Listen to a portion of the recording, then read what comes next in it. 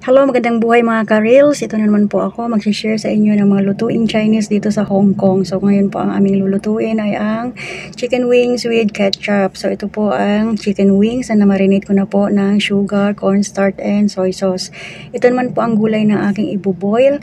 Ayan po ay broccoli at ang Chinese cabbage na aking iboboil mamaya with a little bit of chicken powder. Dalawa lang po ang putahe namin ngayon dahil po marami pong leftover kaninang tanghalian na in-order nila. So ayan na po, pinapry ko na po ang chicken wings sa mahinang apoy. Mahinang apoy lang po para po maluto ang loob.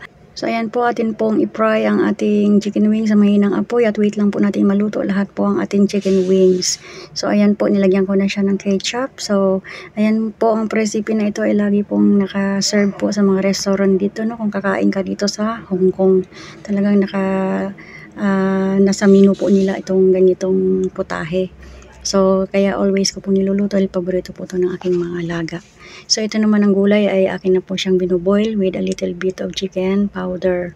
So, boil lang po yan. So, healthy. Wala pang anumang mga ingredients. Yan lang po.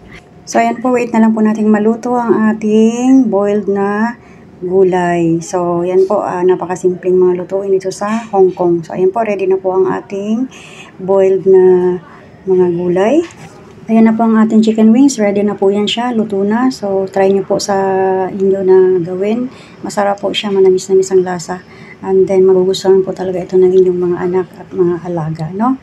So, I hope na nagustuhan nyo po ang aking video at nagkaroon po kayo ng kaunting kaalaman. Ayan, ready to serve na po ang ating gulay at ang ating chicken wings, no? And then, ito po ang next na, in-steam ko na po yung kanilang mga leftover na dumplings lang po yan lahat. Yung leftover nila kanilang tanghali ng mga in-order. So, kaya dalawang putahe lang po ang aking niluto. Ayan po ang ginagamit kong steamer kapag marami pa akong i-steam o init, no?